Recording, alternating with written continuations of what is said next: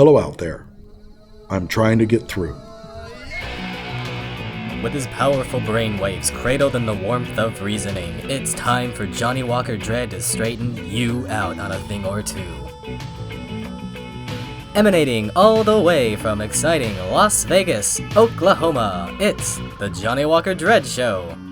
Ryan Balch is going to become an important figure in the upcoming court case of Kyle Rittenhouse. He was with Kyle most of the night. Kyle looked upon him, I think, as somewhat of a commanding figure. He's a guy who looks like he could take care of himself. And so Kyle kind of sidled up to them, and they walked the streets of Kenosha that night. During a recent interview by Hair of the Dog, and a very good interview, by the way, I did a video on this particular interview and just uploaded it recently. Ryan makes an extraordinary claim that could pose trouble for the prosecution in the Kyle Rittenhouse case. Now, Ryan was recently highlighted by an organization called Hate Watch that is actually a part of the Southern Poverty Law Center. And they did an investigation of Ryan's background and concluded that he has very strong white supremacist leanings and possibly tied to militia activity. Now, I'll be honest with you, I am not a fan of Hate Watch. I fully support the whole idea of highlighting hate groups so that we can find out who they are and that we can control them. However, Hate Watch is a propaganda tool, and once they identify someone as a target, they employ a lot of dirty tricks to try to pin all kinds of nefarious personas about that person. And we're going to see some of these tricks here. So this is a article by Hate Watch dated August 30th, 2020, and this is about 5 days after the Rittenhouse shootings. Now, this also just gives me some pause here. The Rittenhouse shootings occurred on August 25th, but late at night. They couldn't have started on this until August 26th. To be honest, I don't think they even knew who Ryan was until maybe the 27th. They couldn't have had more than 3 or 4 days to do this, and that is troublesome because to do a really good, thorough background check of somebody involves a lot more time than that. But again, I don't think that they were wanting to get a nice, fair, unbiased glimpse into Ryan's background. They were looking for dirt, and they found some. And they take this dirt, they employ some dirty tricks, and they can cast a narrative that Ryan is a devilishly white supremacist tool used by the militia to inflict harm on Black Lives Matter protesters. Now, let's take a look and let's read what we have here. So it starts off, Ryan Balch, a 31-year-old Wisconsin man who joined Kyle Rittenhouse and a contingent of militia conducting armed patrols in Kenosha. They're very used to the term militia is in dispute here. Ryan says it was not a militia at all. Used his social media accounts to link to a Nazi propaganda video, amplified white nationalist Richard Spencer, and uploaded symbols associated with the so-called Boogaloo movement, Hate Watch determined. Now, by the way, when you hear amplified white nationalist Richard Spencer, that means they probably forwarded tweets from him. Forwarding tweets doesn't sound nearly as impactful as amplifying. And so the whole idea that they're trying to convey here is that he has basically taken his social media platform to broadcast Richard Spencer's propaganda. Let's take a look and see what we got. On Wednesday, August 26th, Balch wrote a Facebook post detailing his firsthand accounts of what happened on the night of Tuesday, August 25th. Let's take a look at this. So this is the Facebook post. It starts out with, "This is my official statement regarding actions that took place." You can read this, but basically he's walking through what happened that night. One of the things that comes through clearly here is he has no love for the government. And there is nothing in this here that indicates he has problems with Black Lives Matter. In fact, quite the opposite. He says, "We crossed into NML, no man's land, to stop this. Aided by BLM, we were able to drop that." Aided by Black Lives Matter. So let's go ahead and read a little bit further here. "We started leaving MHT and going into no man's land. I forget what MHT stands for, but he has a little glossary at the top. To retrieve wounded BLM and Antifa members, providing them with first aid and helping them get to the hospital. There is video evidence that Kyle certainly was providing first aid to a Black Lives Matter protester.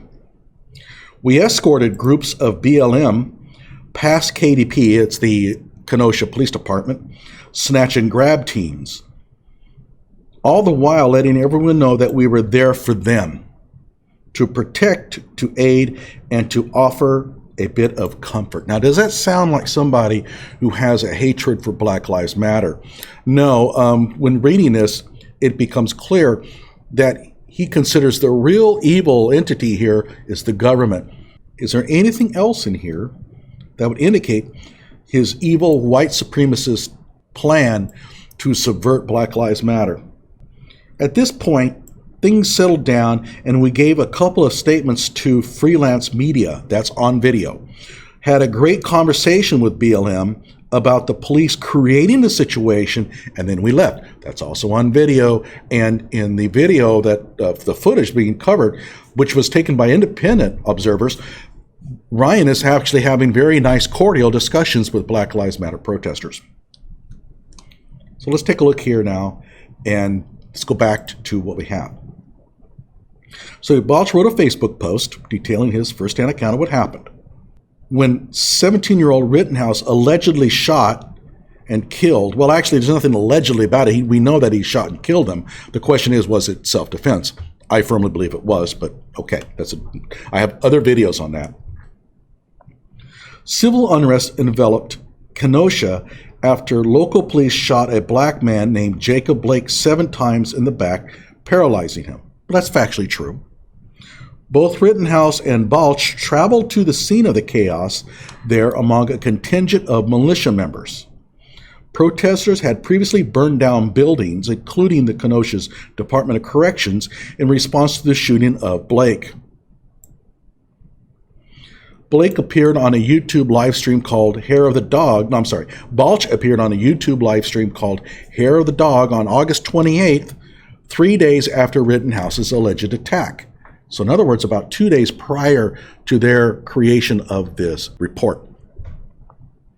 Claiming that he personally did not go to Kenosha to be against the protest movement, Black Lives Matter, or be against anyone. Now, all of his actions that night indicate that he had no trouble with Black Lives Matter. And there's a lot of coverage. And this coverage was done by third-party observers, independent observers. Now, here's what's interesting. In this claim that Balch was interviewed on Hair of the Dog, they make a mention about a quote he made about whether he's against the protest movement, Black Lives Matter, but they don't mention something very important. Balch claims that Joseph Rosenbaum threatened to kill him and Kyle. That is big, and it's not even mentioned here. Why? Well, it's obvious. The purpose of this report is not to uncover the truth about what happened in Kenosha at all. It's to undermine the credibility of Ryan Balch, because Ryan is making this claim that Joseph Rosenbaum threatened to kill Kyle. That poses a problem for the prosecution. What better thing to do than to find dirt on Ryan Balch that could undermine the credibility? Hate Watch here is trying to feed stuff to the prosecution because they have it in for Kyle Rittenhouse. That much is clear. If any of you have another idea as to why they didn't even bother to mention the fact that Ryan claims that Joseph Rosenbaum threatened to kill Kyle, by all means, post it below. Go for it. Now, here's what's also interesting. Balch has not been accused of a crime or been linked to the shooting by law enforcement. He volunteered information about his acquaintance with Rittenhouse on his Facebook page. Okay, so Balch has not been accused of a crime or been linked to the shooting. Then why are you focusing so much work on him? He hasn't done anything wrong by your own admission. The reason is clear, and there can only be one reason. They're trying to undermine Balch's credibility for the prosecution. Now, they do make some claims here about Balch's background, and some of these are interesting to say the least, so we'll take a look at those. But what's more important is to understand some of the tricks they're using here to try to pin certain personality characteristics on Balch. But Hate Watch tied Balch to a Twitter account that also indicates he was immersed in white supremacist propaganda prior to traveling to Kenosha. Balch published to Twitter on February 3rd, 2017. Yeah, that's quite a bit prior. It's 3 years. A link to a website that featured a video of explicit Nazi propaganda, as demonstrated here in these two archives. Now let's take a look at first at this Twitter account. I'll go ahead and open this thing up. A lot of people, they read over it, and Hate Watch knows this. They read over this, but Hate Watch tied Balch to a Twitter account that also indicates they don't bother going to the link because they figure what's going to be behind the link is going to be stuff that they're talking about. Why bother? You know what? When it comes to Hate Watch, you should click on the links. And so here is what is found in the link. We have some postings, some retweets of Donald Trump, poll numbers, something mentioned about Crooked Hillary, Tim Kaine, General Michael Flynn, a book by General Michael Flynn, and Ryan complaining that Cruz bots are starting to sound like burnouts. In other words, the followers of Ted Cruz, looks like they don't want to MAGA with real Donald Trump. So there's what's behind the link. Now, keep in mind, maybe there were other things that were explicitly Nazi propaganda they could have deleted. But if you're Hate Watch, and this is August 28th or so, and you see this material, take a screen capture. Why didn't they? That's just journalism 101. I cannot understand that. You don't want people clicking on the link and just seeing this.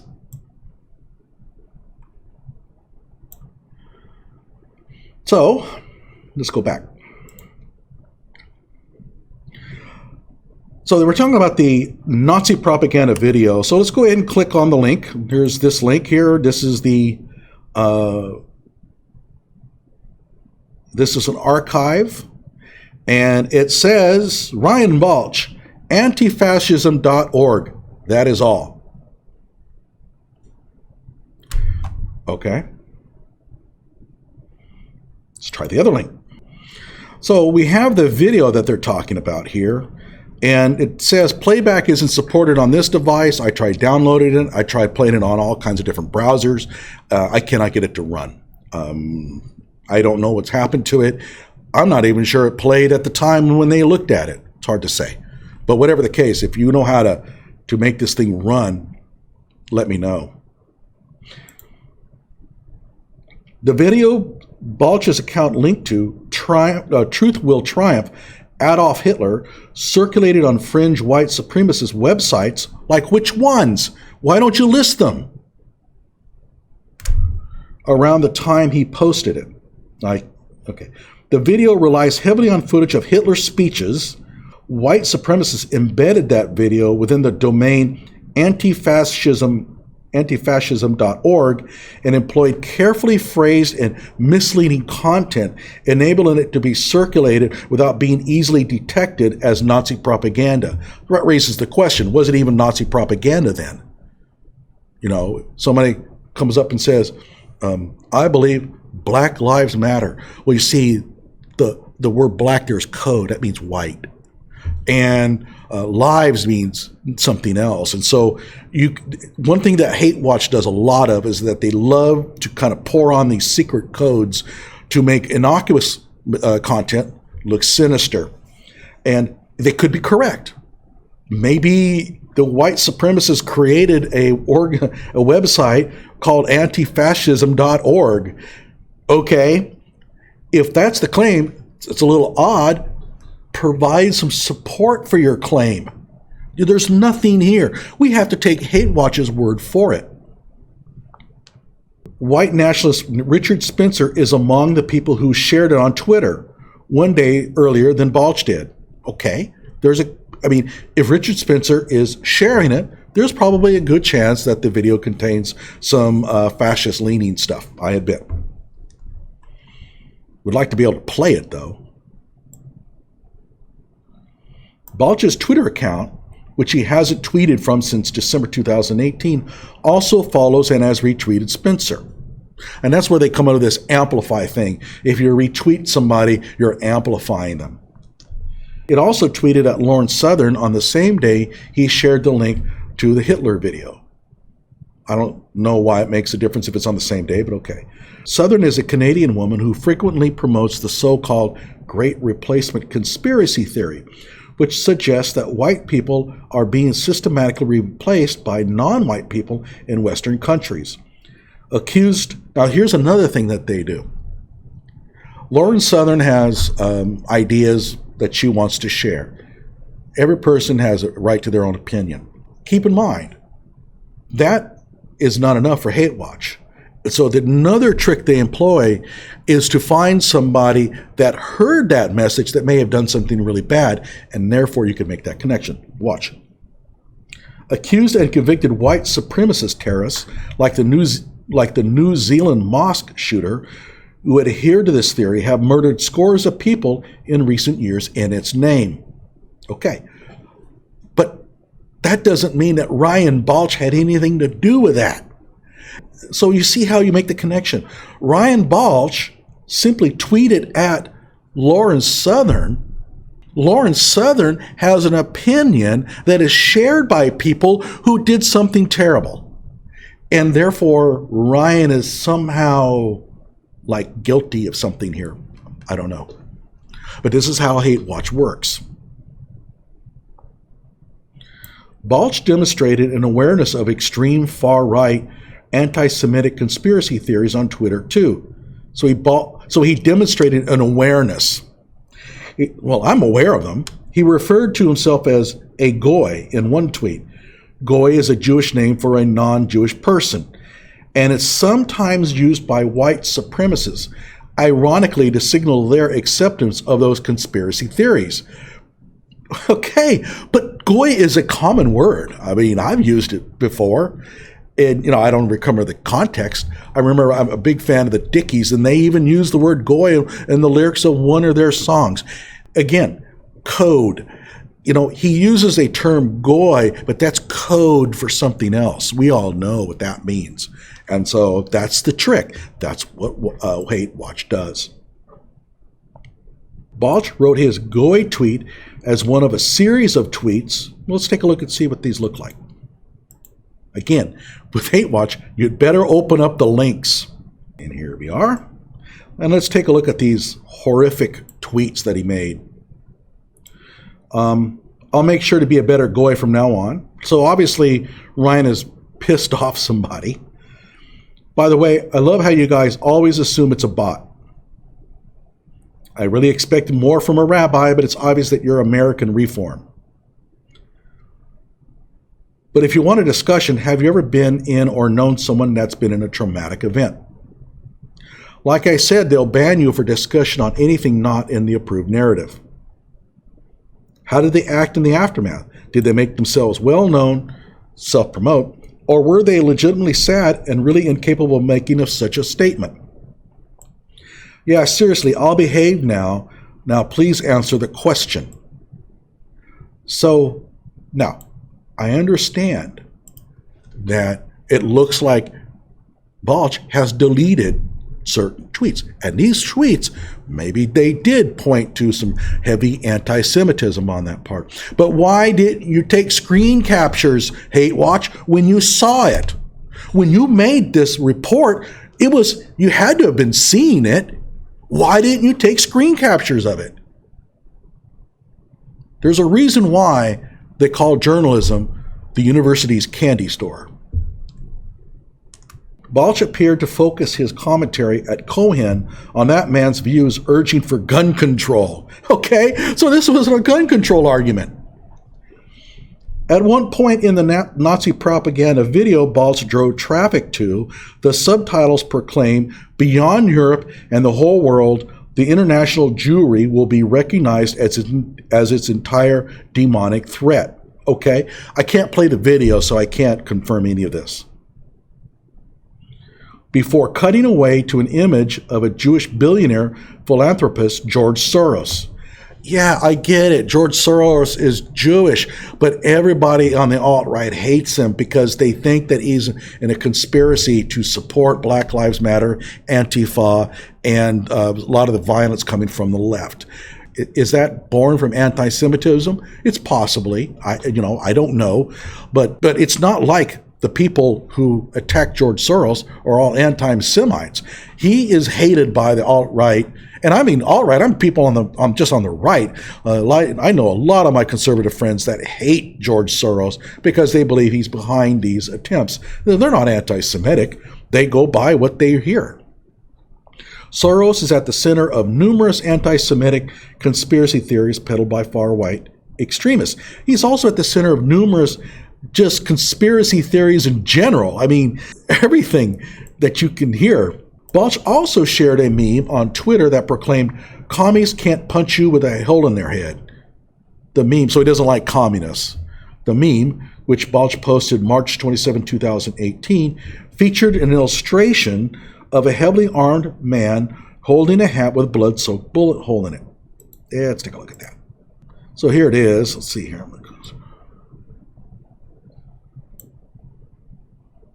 With a hole in their head. Okay, so he came across an image purporting to show violence against commies. He hates commies. So what? I don't like commies either. I don't think I would have shared that.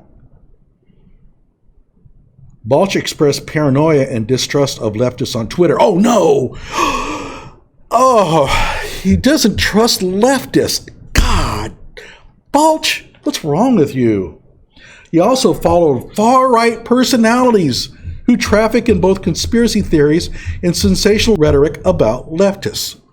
I follow a lot of people on Twitter. I followed Barack Obama. In addition to Southern and Spencer, Balch follows on Twitter far-right conspiracy pushers like Paul Joseph Watson, formerly of InfoWars, and Mike Cernovich, a male supremacist figure known in part for peddling brain supplements online. Okay, people follow people on Twitter when they see people putting out stuff that might interest them. It might not even be anything that nasty.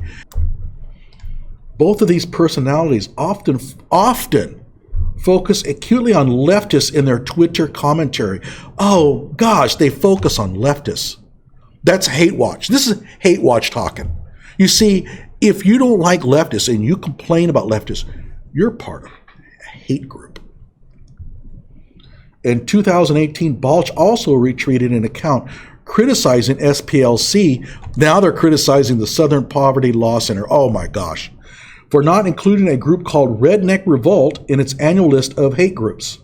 So he retweeted an account that criticized them for not including a certain group in their annual list of hate groups. Okay. Yeah, this is some real dirt they got on him here. Now, they do have some more interesting things coming, so hang in. Balch presently employs a meme associated with the Boogaloo movement as his Facebook wallpaper. Now, there's another thing that Hate Watch does, is they will find something in the images that you have in your room or the images that you have for your wallpaper, and they will find a white supremacist group that might use similar imagery, and then they make that connection that, well, he must be a part of that group. This militia-related movement sometimes presents itself as being race blind, but is demonstrably connected to the larger world of far-right extremism. Now let's take a look. Here we go. This must be proof that they are a part of that. And it says here, the Boogaloo started as a racist meme. So they go through a long list of discussion about that. Okay. By the way, there's no indication that Ryan is a member of the Boogaloo movement. And at one point in the interview on Hair of the Dog, and at one point in the video that was taken in Kenosha, he said he was not a member of the Boogaloo movement and he hated those guys. Okay. Adherents of the Boogaloo have allegedly murdered police in recent months. Now keep in mind, all they have on him is that he has a meme that's associated with the Boogaloo movement. What does that mean? It means that the Boogaloo movement has some sort of graphic. Well, by the way, let's take a look and see what that looks like. And it says, "You can't kill an idea," and has a picture of the Betsy Ross flag and an igloo with the stars around it. Okay. Balch's wallpaper features a symbol of an igloo, which is typically employed by adherents of that movement. The meme says, "You can't kill an idea." Oh my gosh. Well, that must really piss off the Hate Watch. Because if there's one thing that they want to do is they want to kill ideas. The timestamps show Balch uploaded the image on the night of August 12th, which also happens to be the 3rd anniversary of the deadly Unite the Right rally in Charlottesville, Virginia. This is what we call coincidence. Who knows? Maybe there is connection. Could be coincidental. But keep in mind, on these anniversaries, people are active, and at that point, he might have been reading something and decided this would be a good time to do it. It's hard to say. Balch liked Facebook pages connected to or symbolic of the far right, including one associated with the Confederacy, and another with the so-called doomsday prepping, wherein people typically stash food and weapons in advance of what they believe will be a civil war or other apocalyptic event. I've seen some of those doomsday deals. They buy like bunkers and they buy dried food and stuff. So what? I got a kick out of watching a lot of those videos when they went in there and examined people's bunkers and things like that. Hate Watch attempted to contact Balch through Facebook, but did not receive a response. His Facebook post about the deaths in Kenosha, laden with paramilitary jargon. He was in the military. Blames the government for what took place. Yeah, he didn't blame Black Lives Matter. He didn't blame Antifa. He blamed the government. It is my belief that we only faced one monster out there that night, the government. See, he's saying we only faced one monster. He didn't include Black Lives Matter, Antifa in that at all. He blamed the government. It sought to agitate and create a situation where this would happen. He has gone on record during the videos that were taken on the night of the Kenosha shooting, making similar comments, and he made a lot of those comments in that Hair of the Dog interview. He seems to have real troubles with the government. Hey, I don't have any problem with that. During his appearance on the YouTube show Hair of the Dog, Balch shared his version of the night's events, including stating without any cooperating evidence that there was a second shooter involved in the Kenosha killings. Okay, so here is another thing that's kind of interesting. The second shooter thing is associated with JFK. So what they're kind of leaning at here is, if you are claiming to have heard a second shooter, you must be like those people who believed in the second shooter in the JFK shooting. Actually, after Kyle shot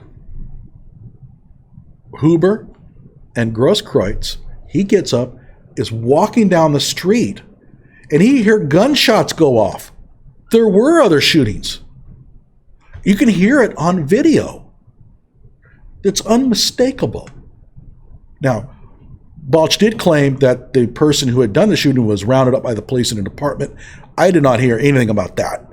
And so that part may be false. But there was a second shooter, at least one. And anybody who denies it, anybody who doubts it, I'll post a video and prove it.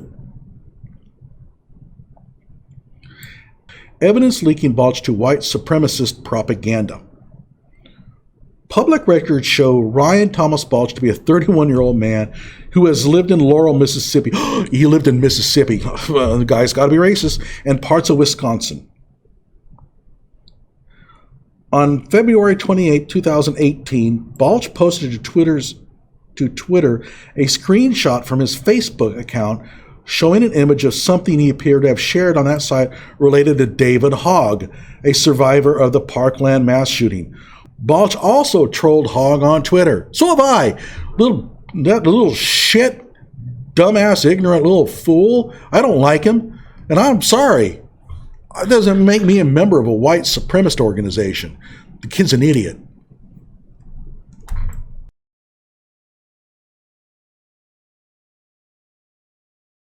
Banned by Facebook for simply posting an image as a counterpoint. Fake news, so they say, he wrote. The screenshot Balch shared that day clearly shows his full name on Facebook, Ryan Thomas Balch, indicating that the account from which he made that statement about the Kenosha bloodshed and the Balch Ryan Twitter account from which he shared the link to the Nazi propaganda video are connected. Balch also posted tweets featuring geolocation tagging from inside of the state of Wisconsin. Twitter adds the geolocation onto a post if you want it to be embedded there. For example, Balch posted about Hillary Clinton in relation to spirit cooking on November 5th, 2016, from Milwaukee, Wisconsin. Balch's LinkedIn page says he lives in Milwaukee. Now, you might think, well, all they're trying to do is to establish where he's located. That's the reason why this. Then they go into spirit cooking. Spirit cooking refers to an element that's called Pizzagate disinformation campaign. So it must have been important. Hell, I had a lot of relatives that were going off on that subject. Balch posted more than once to Twitter about Pizzagate, which falsely suggested that Democrats were coordinated a child sex trafficking ring in the basement of a Washington, D.C. area pizzeria. So what? Let's take a look and see what this link looks like. Okay, so we have serious questions about what the DNC was doing behind closed doors and the spirit cooking thing too. I'm super excited for the French national elections, whatever. It's got some pictures there. So we have one tweet, and all it says is we have serious questions about what the DNC was doing behind closed doors. This means he must be a member of a hate group.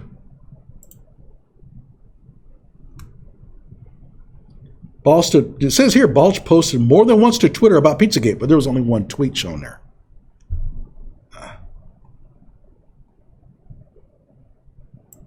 Now look at the title, the heading.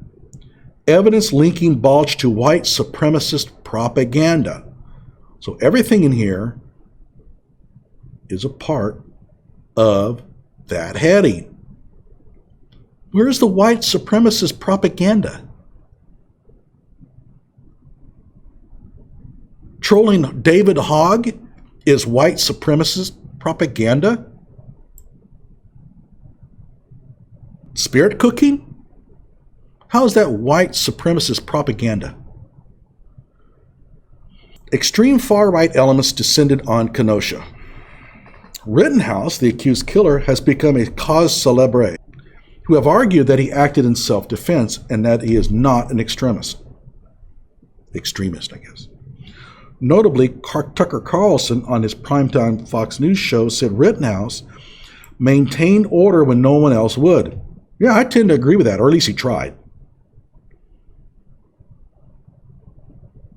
Hate Watch was unable to determine to what degree Balch may have been in contact with Rittenhouse prior to the Kenosha arrests. Well, they didn't, Kenosha protests. Well, they didn't try very hard. I mean, we have that. If at all. Oh, come on. If at all? So you're not sure how much contact that Balch had with Rittenhouse, and you're claiming here he may not even had any contact at all. Then why are you spending so much time on this? Why are you pinpointing Balch? You already said he hadn't committed any crimes. He hasn't done anything wrong. And now you're claiming that he may not even had any connection with Rittenhouse. He did. Hate Watch was unable to determine to what degree Balch may have been in contact with Rittenhouse prior to the Kenosha protests, if at all. It's pretty clear he wasn't. In the interviews he made, he clearly did not know Kyle until he encountered him gardening that car lot. It is also not clear whether or not the pair were connected on social media. There's no evidence of it, and it's highly unlikely. So far, the only information linking the two men comes from Balch's Facebook post. I can't believe they spent so much time on this dude.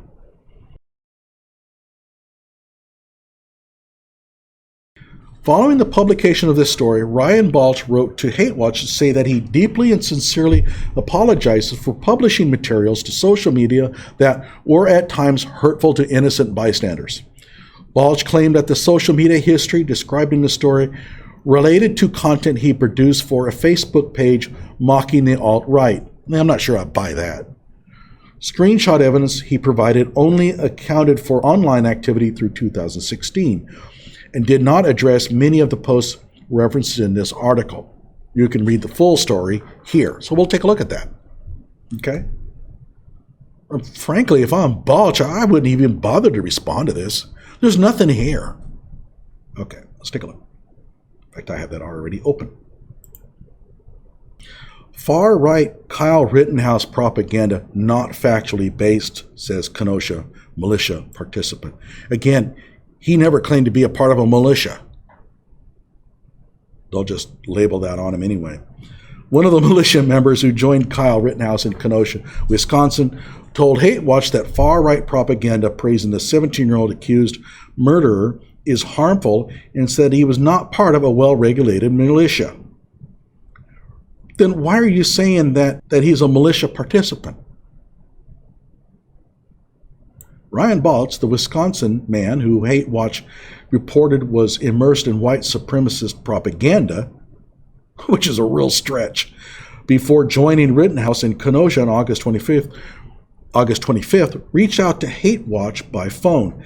He offered additional context about what happened that night when Rittenhouse allegedly killed 2 people and injured another. Balch, 31, described the militia contingent that descended on the city in the midst of civil unrest there as being small groups of friends who went together in separate groups.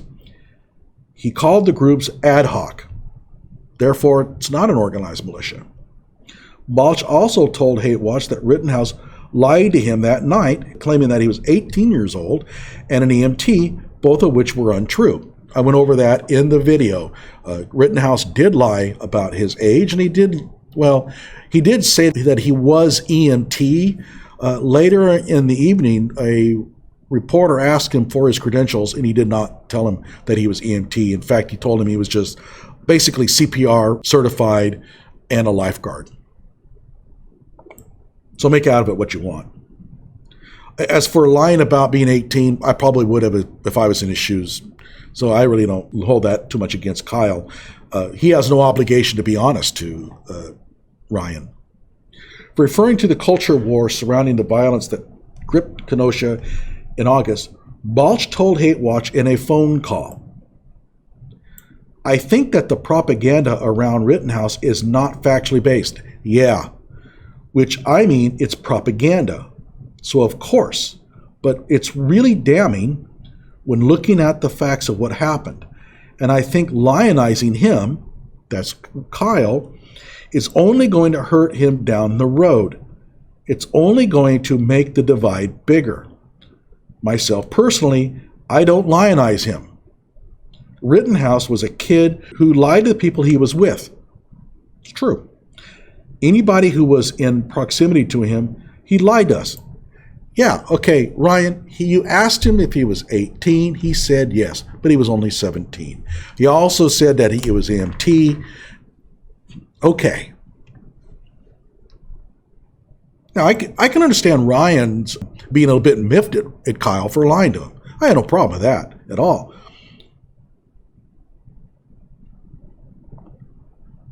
Well, one thing that kind of comes clear is Ryan is not a pro-Kyle person in the traditional sense. Therefore, when he takes the stand and tells the jury that Joseph Rosenbaum threatened to kill Kyle, it's going to have a bigger impact. Why? It's objective. Rittenhouse has been celebrated as a hero by many far-right commentators. Okay, as celebrated as a hero, yeah, okay, I don't celebrate him as a hero. I think he was a victim of the justice system. Fundraising efforts for his legal defense have pulled in around $1 million. Fox News' Tucker Carlson defended Rittenhouse. Oh my gosh. On his show after his arrest on homicide and gun charges. A channel on the messaging app Telegram associated with the street brawling Proud Boys published a propaganda video featuring images and video of Rittenhouse glorifying him to the name of the song A Real Hero. So what? This is not Kyle's fault. And Ryan doesn't even know Kyle that well. So why are we spending so much time talking about people lionizing Kyle and praising him as a hero? Kyle has no control over that.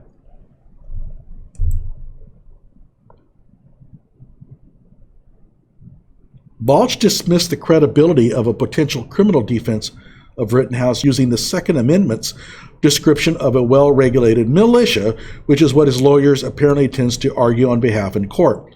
I think that the state, and I have a video on this very deal, and I think that the state is not going to support Kyle in this. Keep in mind, that's only with the minor in possession charge. It has nothing to do with the murder. There was not a whole lot of communication that night, and that was even within the protesters themselves, Balch told Hate Watch. Asked what he would need to call a militia well-regulated, Balch said there would have to be some organization. Hate Watch, oh, by the way, Ryan is unfortunately misunderstanding the term well-regulated. Well-regulated means well-functioning, but that's beside the point. I'm not sure why we're even focusing on this. I mean, what does this have to do with Ryan Balch's white supremacism? Hate Watch reached out to Rittenhouse's lawyer, John Pierce, for a comment on this story through his firm, Pierce Bainbridge. Pierce did not immediately respond. Of course he's not going to respond. Told you to go to hell. If I was a lawyer, I wouldn't talk to you either. Look what you do. I mean, this is what you do, Hate Watch. You take these things out of context. You apply secret code to stuff. Of course they're not going to talk to you. Nothing they say won't be twisted by you into some form of hate speech. Balch, who voted for Trump in 2016, expressed disappointment with the incumbent president's response to Kenosha and America's cultural divisions in a broader sense. He described Trump's use of federal agents in response to civil unrest as being too heavy-handed and said he would be voting for Libertarian candidate Joe Jorgensen in the upcoming presidential election. He's not even a Trumper. By the way, that shows another divide between him and Kyle. Kyle is very pro-police, pro-law enforcement, is a Trump fan.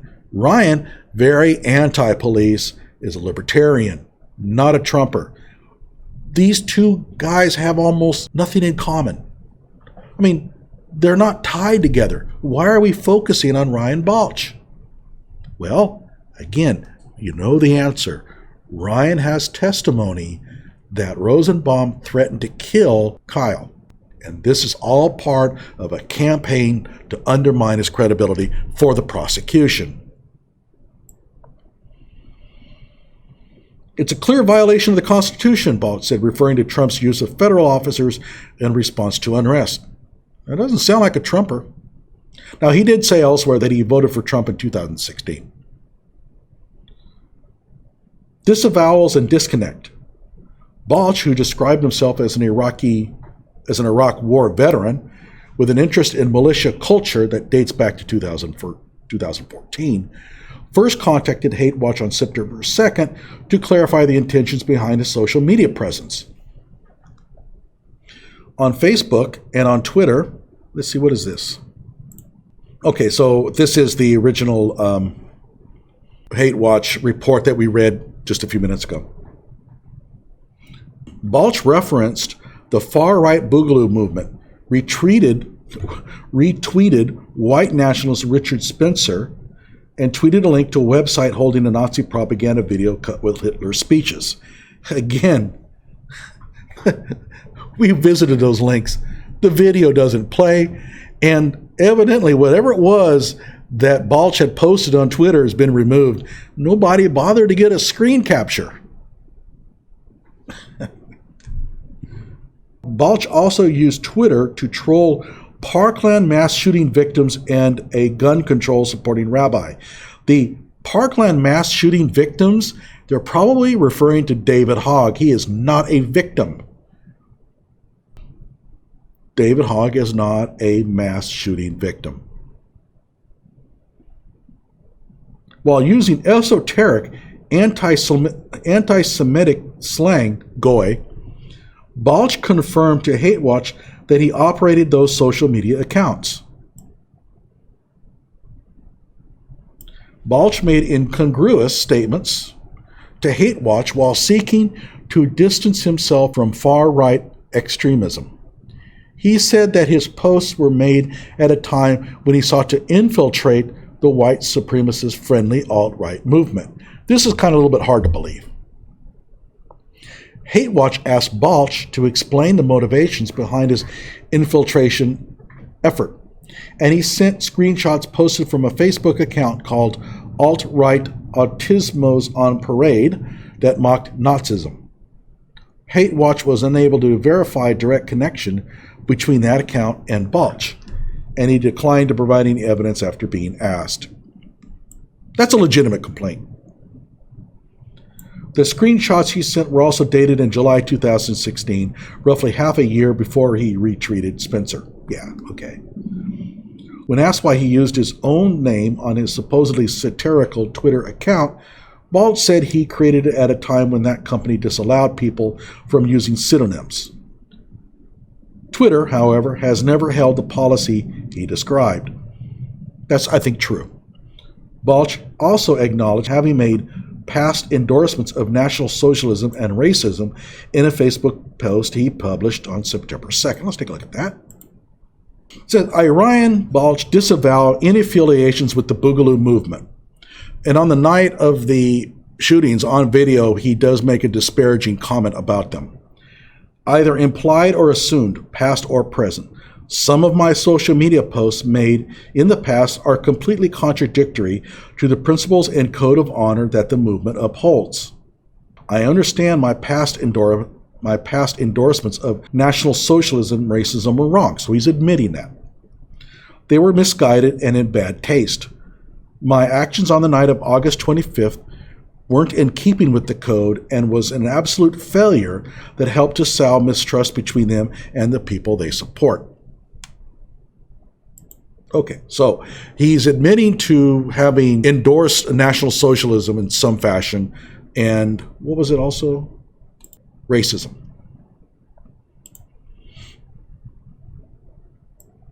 Understand that these views were not and have never been my own, Balch wrote separately in an email to Hate Watch. I tried to use humor to combat them, and my methods were at times hurtful to innocent bystanders.